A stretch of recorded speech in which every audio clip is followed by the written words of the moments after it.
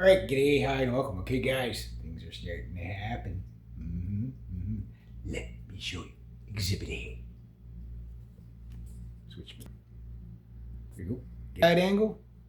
The wall's not what I was getting at. What I was getting at was, look what's out and about. There's my BR 1200. Yeah, it's 2006 technology, but let's have a pen and look at the other room. There's something on the other end. Let's go and investigate. Let's go have a look. What could it be? Ooh, there's my beloved favorite guitar ever, my SG61 reissue. Yeah, I know people get mad at me leaning the head up against the headstock up against the. Yeah, I know. I've heard it all before, but no, there's no tension on that thing, so it's good. But I've got my SM57. It's just out right now. It's not placed yet, but I think for the song that I'm going to record this weekend. Get away. Yeah, speakers are magnetic. Just remember that, guys. Yeah, so that's my SM58. Not the best recording mic, but I'm going to back this off again so it doesn't end up stuck to the sticker to the speaker. Can't speak today. I'll just take this off for now. And this off. What happens is the top mounts, they wear out your cords. That cord there I've had since I was 15 years old. It still works. That's crazy. I got it hooked to my pedal. But yeah, probably the first thing, the song I'll be recording will be recorded with this guitar and the 8-string to start off with. There might be a third guitar in there, maybe the Charvel, who knows. I think that'd be a really cool combination for the leads. For the juicy cleans, I'll use this nice SG61 reissue. No, not a 61 reissue standard reissue. That's what's available now. This is an actual 61 reissue, which is different. It has a thinner, slim taper 60s neck. It has the different heel joint, thinner body. They don't make these ones anymore. This one's a circa 2007. I think they last made them in 2011, and I think they started in 92, 94 is when they started to reissue them. Before that, they had the 62 reissue. But anyway, that's going to do like the clean parts for the song. That guitar looks great. Brand new strings on it. I haven't even tuned it up yet since I put the new strings on it, but it's ready to go. That'll do the clean parts, and then I'll have the mighty 8-string, yes, in drop.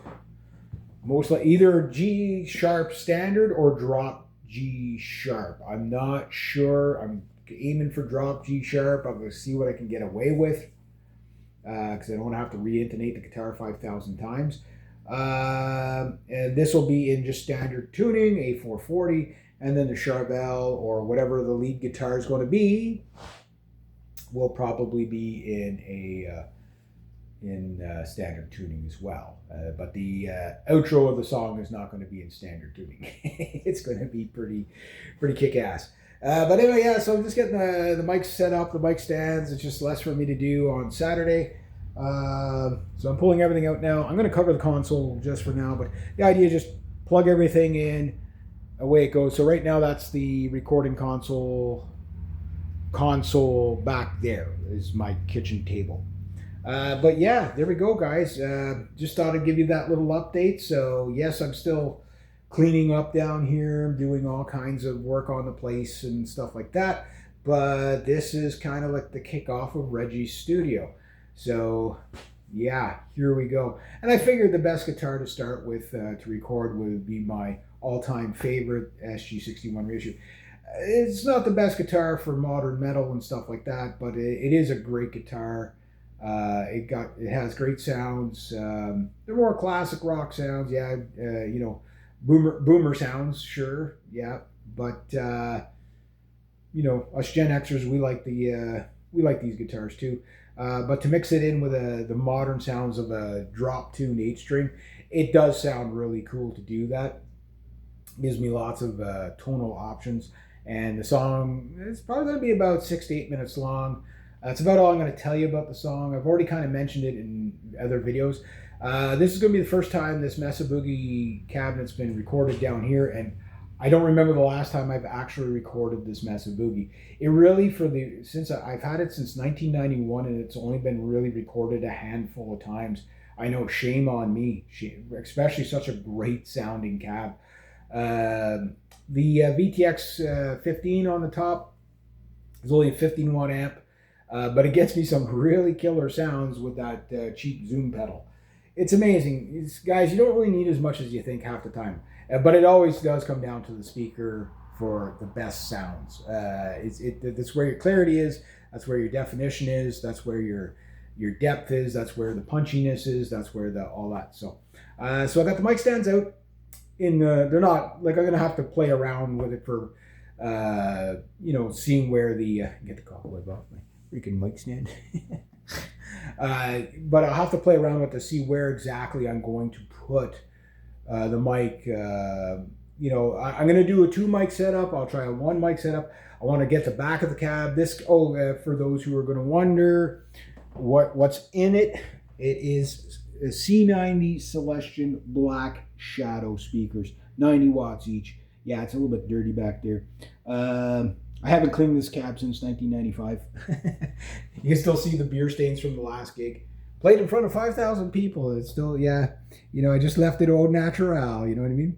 I might have dusted it once or twice, but I never actually cleaned it. I'm going to actually clean this poor thing. You look at it, once it's cleaned off, you think this thing was like only a year or two old, but it's actually from that's how well I kept, other than cleaning it, I kept good care of it. But it's a half open, so what the half open does is it fills your room a lot more, so you tend to have a bit more brightness from the open side. But because this cab is so tight sounding, and I'll zoom in on it for you, give you some definitions. Maybe that's a little bit too much zoom. Yeah, something like that. But like a lot of guys like the full close back because it just throws all. I think for live the full close back is better, but for recording there's that extra brightness and ambience that comes out of it. You might lose a little bit of low end, but we're talking a cabinet that shakes the building off the foundation here. Don't worry about low end with this thing. This thing is great for the 7 strings, the 8 strings, NSGs, and everything in between. Strats, Tellys, you name it. Les Pauls, Ibanez's, LTDs, ESPs, Elite 2s, whatever the hell you're playing will sound good through this. Some sort of, eBay guitar, AliExpress guitar. It's going to sound, everything sounds good through this guitar cab. I've never had anybody walk up and say, oh, geez, are you going to upgrade? Like nobody ever says that to me. They're like, wow. Most people say, wow, you still have that? Yeah. Why? Because you've heard it, right? Yeah. I've been looking for a cab that sounds like that. Yeah, that's why I still have this one. These things sound phenomenal. And they've reissued them. They've also reissued the half cab, where it's just 2 speakers. I'd love to have 2 of those. But they're still 70 pounds each. This is 100 pounds somehow. But the other one with just 2 speakers is 70 pounds. But the other ones are full close back. This is different. This is the open back. What a lot of guys used to do with these is they'd get one open back, one closed back. And if they had more, well, they would stagger them on the top and bottom with half open, half, and just to get different sounds out of it. But the thing is that you can stuff microphones in places all over the place on this thing, and you can get right into the cab. I'll play around with where I'm going to like the sound the most, whether I'm going to be on the center of the cone, off the cone. I only have an SM57 and SM58 to start with. I've had these mics now for a while. The SM57 is the newer one. That SM58, I've had it since 2003. It owes me nothing. I've done gigs with it. It's pretty cool. It's pretty cool. But anyway, I got to get motoring because I actually got to go get some work done. But I didn't think I'd get this far today to actually start setting up some of my recording gear. That's very exciting, and I wanted to share it with you guys. So, yeah, welcome to Reggie's Studios. We'll see how far I get. Yes, it's dated equipment, doing dated songs with a washed-up rocker. But that could be pretty cool, too. All right. Have a good one.